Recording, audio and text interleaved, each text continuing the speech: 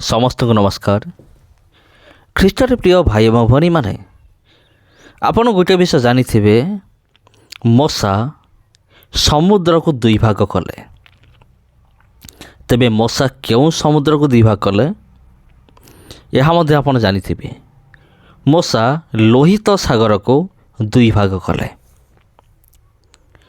आउ सही लोहित सागर बा लाल समुद्र आज आम मैंने देखा समुद्रर उपर एवं भितर अंश आम देखा एवं भितर चल प्रचल करुवा जीव मानक आम देखा। तेबे प्रिय बंधुगण यहीटा हूँ 2025 आउ 2025 मसीहा पर 2026 27 एमती सब आसूची। हेले बर्तमान आप देखंतु सही समय मशांक समय समुद्र वर्तमान समुद्र सही तो गोटे समुद्र किंतु वर्तमान समुद्र कूल को केते डेभलप कराई आपण निजे देखिपे। यही समुद्र कूल को डेभलप कराई आउ यही जगार आपण विभिन्न प्रकार जीव जंतु आपण देखिबे।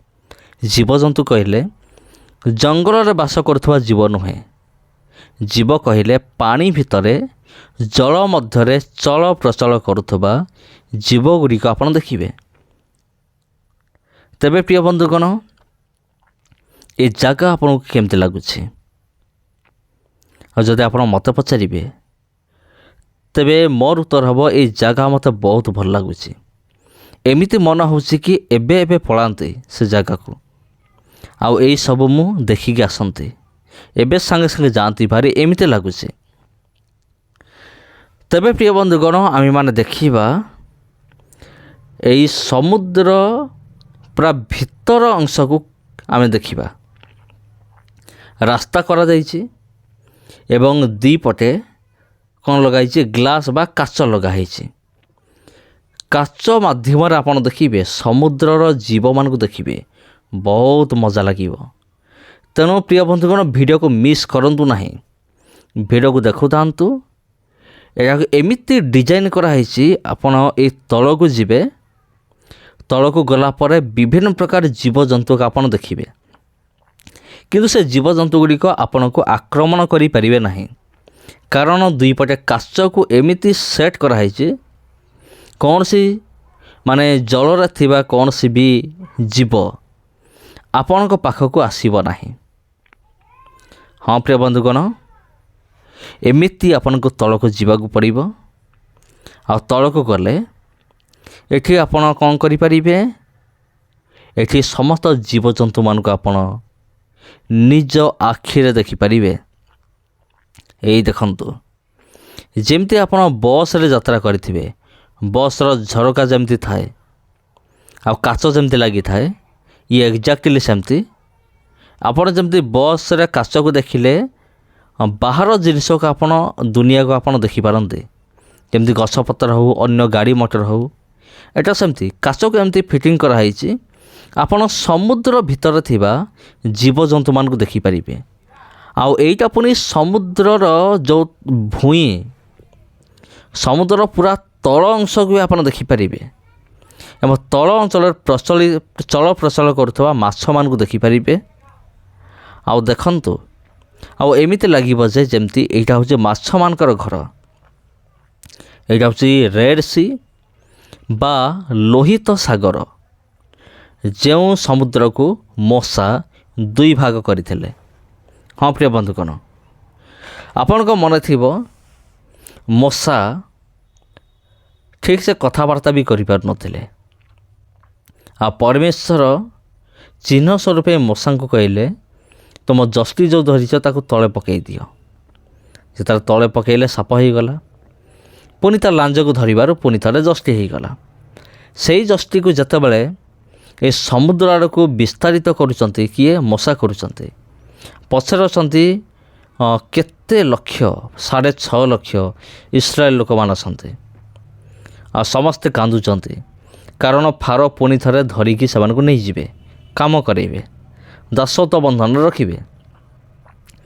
आउ देखंतु जोठारे ମଣିଷ ଅସମ୍ଭବ ବୋଲି ଭାବେ, ଆଉ ସେଇଠି ପରମେଶ୍ୱର କାମ କରନ୍ତି। ଆଉ ପରମେଶ୍ୱର କହିଲେ ମଶାଙ୍କୁ ଯେ ତୁମ ହସ୍ତରେ ଯେଉଁ ଜଷ୍ଟି ଅଛି ତାକୁ ସମୁଦ୍ର ଆଡ଼କୁ ବଢ଼ାଅ। ଯେତେବେଳେ ମଶା ସମୁଦ୍ର ଆଡ଼କୁ ବଢ଼େଇଲେ ପାଣି କ'ଣ ହେଲା? ଜଳ ପୁରା 2 ଭାଗ ହେଇଗଲା। 2 ଭାଗ ତ ହେଇଗଲା, ଆଉ ମଝିଟା ପୁରା ଶୁଖିଲା ହେଇଗଲା। ଆଉ ଇସ୍ରାଏଲ ଲୋକମାନେ ସେଇ ଶୁଷ୍କ ଭୂମି ଦେଇକି ପାର ହେଇଗଲେ। ବର୍ତ୍ତମାନ ଫାରୋଙ୍କର ସୈନ୍ୟମାନେ ସେମାନେ ଭାବୁଛନ୍ତି ଆମେ ବି ପାର ହେଇଯିବୁ। ସେମାନେ ଯେତେବେଳେ ସମୁଦ୍ର ମଝାମଝି ହେଲେ, ଏଇ ଦେଖନ୍ତୁ, ଓ ମାଇ ଗଡ଼୍, ଏଇଟା ହେଉଛି ସାର୍କ ମାଛ।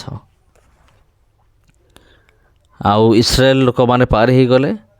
ଫାରୋଙ୍କର ସେନାମାନେ ଯେତେବେଳେ ସମୁଦ୍ର ମଝିରେ ପଶିଲେ, ମଶା ପୁଣି ଥରେ ଯେତେବେଳେ ଜଷ୍ଟିକୁ ବଢ଼େଇଲେ, ସେତେବେଳେ ପାଣି ଆସିକି ପୁଣି ଥରେ ମିଶିଗଲା।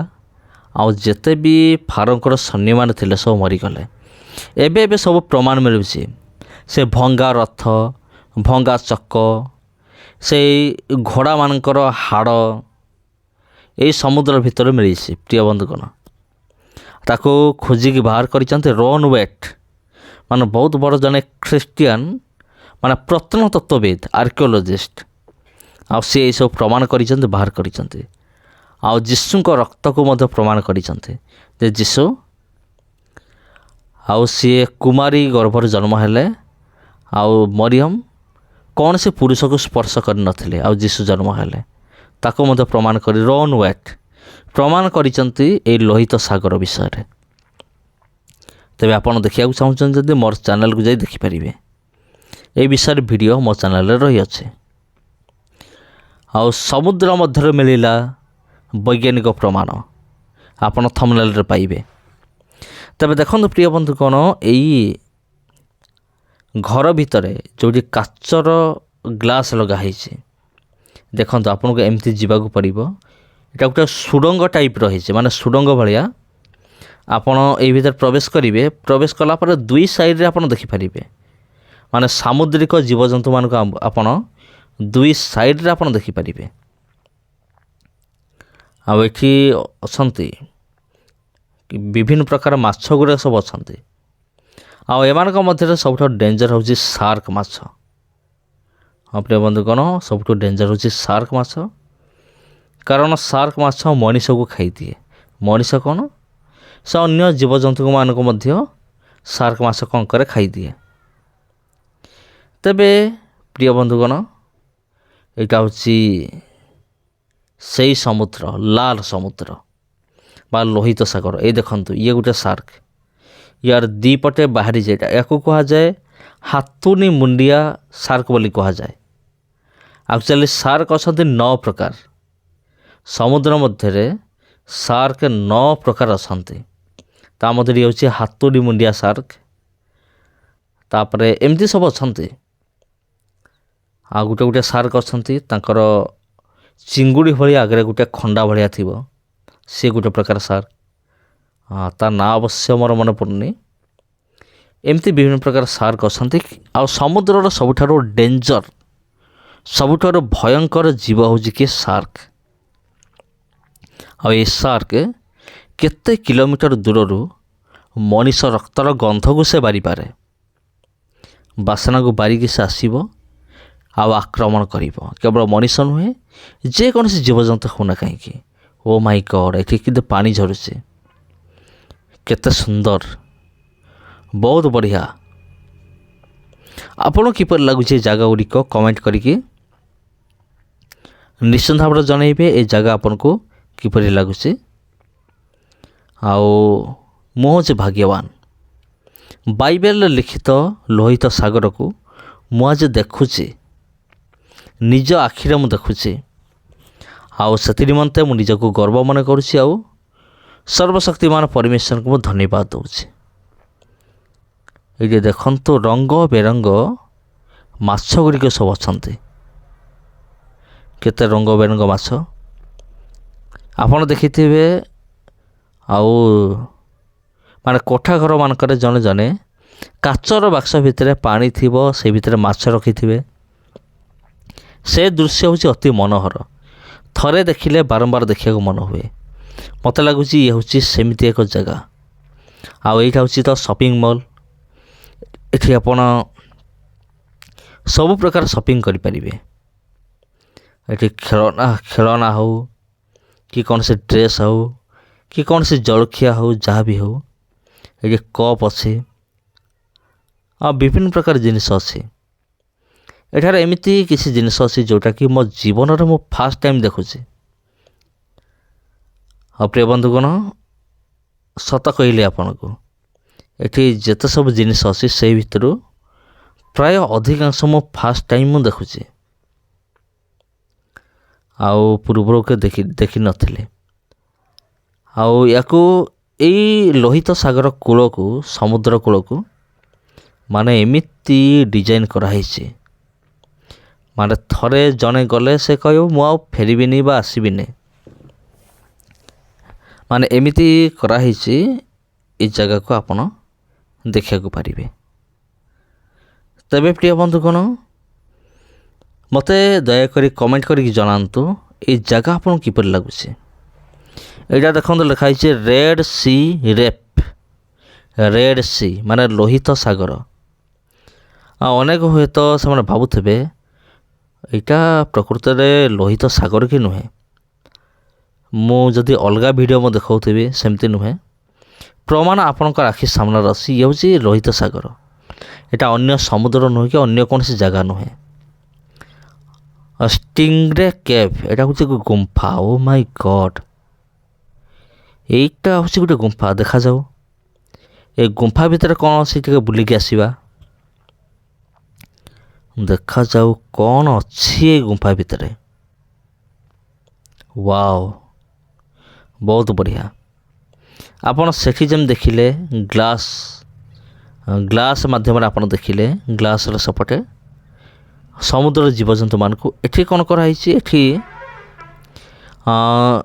ଏମିତି ଡିଜାଇନ୍ କରାହେଇଛି ଯେମିତି ମାଛମାନଙ୍କୁ ଆପଣ ଦେଖିବେ, ବିଭିନ୍ନ ଭେରାଇଟି ମାଛମାନଙ୍କୁ ଏଠି ବି ଆପଣ ଦେଖିବାକୁ ପାରିବେ। ସେମିତି ଡିଜାଇନ୍ କରାହେଇଛି। ଆଉ ଥରେ ଗଲେ ଆଉ ଆସିବାକୁ ଇଚ୍ଛା ହେବନି, ମାନେ ମୋତେ ଯେମିତି ଲାଗୁଛି। ମାନେ ଏ ଦୃଶ୍ୟ ଏତେ ମନୋହର, ମାନେ ଏତେ ଭଲ, ଆଉ ଥରେ ଗଲେ ଆଉ ଫେରିବାକୁ ଇଚ୍ଛା ହେବନି। ଏଠି ଦେଖନ୍ତୁ ମାଛ, ବିଭିନ୍ନ ପ୍ରକାର ମାଛ। ଆଉ ଏଠି ଯେମିତି ଲାଗେ ଯେମିତି ମାଛମାନଙ୍କ ପାଇଁ ଯେମିତି ଘର କରିଦିଆହେଇଛି, ସେମିତି ଲାଗେ। ହଁ ପ୍ରିୟ ବନ୍ଧୁଗଣ, ମାଛମାନଙ୍କ ପାଇଁ ଘର କରି, ଏଇଟା ହେଉଛି ଏଲ୍ ଫିସ୍। ଦେଖନ୍ତୁ କେତେ ବଡ଼ ଲାଙ୍ଗୁଡ଼ ଅଛି। ଆଉ ୟାକୁ ବି ଲୋକମାନେ ଖାଆନ୍ତି। ଆଉ ଅନେକ କହନ୍ତି ୟାକୁ ଖାଆନ୍ତି ନାହିଁ, କିନ୍ତୁ ଖାଆନ୍ତି। ଆଜିକାଲି ସବୁ ଜୀବଜନ୍ତୁମାନଙ୍କୁ ଖିଆଯାଉଛି। ଆପଣ ଚାଇନା ଦେଖନ୍ତୁ, ଚାଇନାରେ ତ ଲୋକମାନେ ସାପ ବିଛାକୁ ବି ଖାଇ ଦେଉଛନ୍ତି। ଆଉ ଏଲ୍ ଫିସ୍ କ'ଣ ଏମାନଙ୍କ ଆଗରେ। ଦେଖନ୍ତୁ ଆସିଗଲା ଏଲ୍ ଫିସ୍। ଆପଣ ଏମିତି ଦେଖିଥିବେ, କେବେ ନା କେବେ ଆପଣ ନିହାତି ଦେଖିଥିବେ। ଆଉ ଆହୁରି ବି ବହୁତ କିଛି ଜାଗା ଅଛି। ଆପଣ ଯେତିକି ଜାଗା ଦେଖିଲେ ଏଇଟା ସମ୍ପୂର୍ଣ୍ଣ ନୁହେଁ। ଆହୁରି ବି ବହୁତ କିଛି ଜାଗା ଅଛି। ଦେଖାଯାଉ, ମୋ ଦ୍ୱାରା ଯେତିକି ସମ୍ଭବ ମୁଁ ଆପଣଙ୍କୁ ଦେଖେଇବି ନିଶ୍ଚିନ୍ତ ଭାବରେ। ଆଉ ଏଇଟା ହେଉଛି, ଏଇଟା କ'ଣ, ୱାଓ। ଦେଖନ୍ତୁ ଆମେ ଯେଉଁଟା ଦେଖିଥିଲେ ରେଡ୍ ସି ରେପ୍, ରେଡ୍ ସି ବା ମୁଁ ଯେମିତି ଆପଣଙ୍କୁ କହିଲି ଲୋହିତ ସାଗର। ତା ଉପରକୁ ଲେଖାଯାଇଛି ହିବ୍ରୁ ଭାଷାରେ। ହଁ ପ୍ରିୟ ବନ୍ଧୁଗଣ, ରେଡ୍ ସିକୁ ମାନେ ହିବ୍ରୁ ଭାଷା ଲେଖା ହେଇଛି। ଆଉ ଇସ୍ରାଏଲ ଦେଶରେ 3ଟି ଭାଷା ବିଶେଷ କରି ବହୁତ ପ୍ରଚଳିତ ହୁଏ। ଅନ୍ୟାନ୍ୟ ଲୋକାଲ୍ ଲାଙ୍ଗୁଏଜ୍ ଗୁଡ଼ିକ, ଲୋକାଲ୍ ଭାଷା ଗୁଡ଼ିକ ଥାଇପାରେ, କିନ୍ତୁ ମେନ୍ କହିଲେ ହିବ୍ରୁ, ଗ୍ରୀକ୍ ଆଉ ଇଂରାଜୀ। ଆଉ ଅରାମିକ୍ ଭାଷା ମଧ୍ୟ କେଉଁଠି କେଉଁଠି ପ୍ରଚଳିତ ହୁଏ, କିନ୍ତୁ ଅଧିକାଂଶ କହିଲେ ହିବ୍ରୁ, ଗ୍ରୀକ୍ ଆଉ ଇଂଲିଶ 3ଟି ଭାଷା ଏଠି ପ୍ରଚଳିତ ହୁଏ ବେଶୀ। ଆପଣ ଏଇ 3ଟା ଭାଷାରୁ ଯଦି କୌଣସି ବି ଭାଷା ଆପଣ ଜାଣିଛନ୍ତି, ଆପଣ ସେଠାକୁ ଯାଇକି ଲୋକମାନଙ୍କ ସହିତ ଆରାମରେ ମାନେ କମ୍ଫର୍ଟେବଲି ଆପଣ କଥାବାର୍ତ୍ତା କରିପାରିବେ ଲୋକମାନଙ୍କ ସହିତ। ଆଉ ସେମାନଙ୍କ ସହିତ କଥାବାର୍ତ୍ତା ହେଇକି ଆଉ ସେମାନଙ୍କ ସହିତ ସମ୍ପର୍କ ବି ରଖିପାରିବେ। ଜଷ୍ଟ ବ୍ରଦର ଇନ୍ ଖ୍ରାଇଷ୍ଟ ବା ସିଷ୍ଟର ଇନ୍ ଖ୍ରାଇଷ୍ଟ। ଆଉ ଦେଖନ୍ତୁ ଇଏ ଗୋଟେ ପ୍ରକାର ମାଛ, ଇଏ ଆଉ ଗୋଟେ ପ୍ରକାର ମାଛ। କେତେ ରଙ୍ଗ ବେରଙ୍ଗର ମାଛ ଗୁଡ଼ିକ ଏଠି ଅଛନ୍ତି।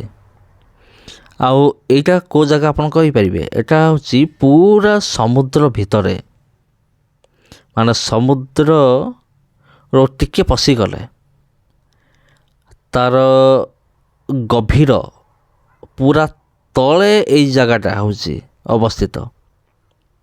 এই ଜାଗାଟା ଦେଖନ୍ତୁ କେତେ ତଳକୁ।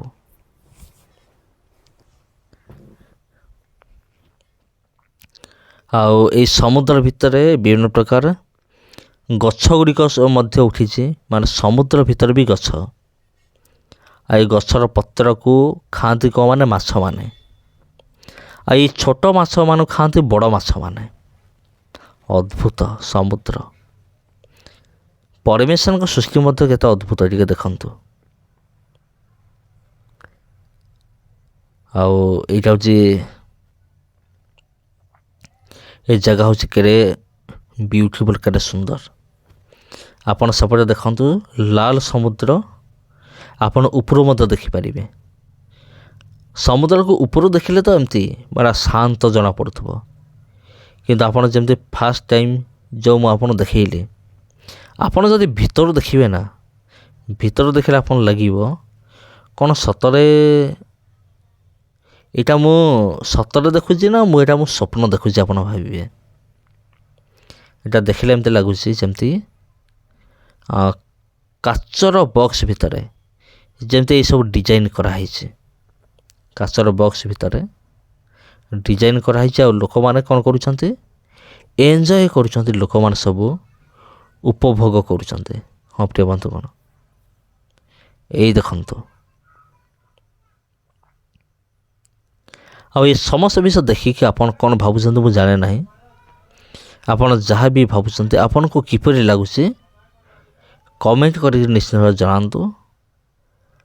ଆଉ ଯଦି ଭିଡ଼ିଓ ଆପଣଙ୍କୁ ଭଲ ଲାଗୁଥାଏ ଭିଡ଼ିଓକୁ ନିଶ୍ଚିତ ଭାବରେ ସେୟାର କରନ୍ତୁ ଅନ୍ୟମାନଙ୍କ ସହିତ, କାରଣ ଏମିତି ଅନେକ ଅଛନ୍ତି ଆଉ ଯେଉଁମାନେ କି ଚାହୁଁଥିବେ ଏମିତି ଜିନିଷ ଜାଣିବା ପାଇଁ, କିନ୍ତୁ ସେମାନଙ୍କ ପାଖରେ ସୁଯୋଗ ନଥିବ। ଆପଣ ଯଦି এই ଭିଡ଼ିଓ ସେମାନଙ୍କୁ ସେୟାର କରିବେ ଆଉ ସେମାନେ এই ଭିଡ଼ିଓକୁ ଦେଖିକି ଅନେକ ବିଷୟ ଜାଣିପାରିବେ। ତେବେ ପ୍ରିୟ ବନ୍ଧୁଗଣ, ସେଥିପାଇଁ এই ଭିଡ଼ିଓକୁ ଆପଣ ସେୟାର କରନ୍ତୁ, ମୋର ବିଶେଷ ଅନୁରୋଧ। ଆଉ ଚ୍ୟାନେଲକୁ ଯଦି ପ୍ରଥମ ଥର ପାଇଁ ଚ୍ୟାନେଲକୁ ସବସ୍କ୍ରାଇବ୍ କରନ୍ତୁ। ଆଉ এই ଭିଡ଼ିଓକୁ ସେୟାର କରନ୍ତୁ, ଅନ୍ୟମାନଙ୍କୁ ମଧ୍ୟ ଆପଣ ସୁଯୋଗ ଦିଅନ୍ତୁ, ସେମାନେ ବି এই ଭିଡ଼ିଓକୁ ଦେଖନ୍ତୁ ଏବଂ ଜାଣନ୍ତୁ। ତେବେ ପ୍ରିୟ ବନ୍ଧୁଗଣ, କମେଣ୍ଟ ନିଶ୍ଚିତ ଭାବରେ କରନ୍ତୁ ଏଇ ଜାଗା ଆପଣଙ୍କୁ କିପରି ଲାଗିଲା, ଆଉ ଏଇ ଲାଲ ସମୁଦ୍ର ଆପଣଙ୍କୁ କିପରି ଲାଗିଲା, ଏବଂ ଏଇ ଲାଲ ସମୁଦ୍ରରୁ ଆପଣ କ'ଣ ଶିଖିଲେ କମେଣ୍ଟ କରିକି ଜଣାନ୍ତୁ। ସମସ୍ତଙ୍କୁ ନମସ୍କାର। ଆଉ ଆଜି ପାଇଁ ଏତିକି। ପୁଣି ଦେଖା ହେବ ଆପଣଙ୍କ ସହିତ ଆଉ ଗୋଟେ ଭିଡ଼ିଓରେ, ଆଉ ଗୋଟେ ଅଧ୍ୟାୟରେ। ଆଉ ଭିଡ଼ିଓକୁ ସବସ୍କ୍ରାଇବ୍ କରି ରଖିଥାନ୍ତୁ। ସମସ୍ତଙ୍କୁ ପ୍ରଭୁ ଯୀଶୁଙ୍କ ନାମରେ ଆନ୍ତରିକ ନମସ୍କାର।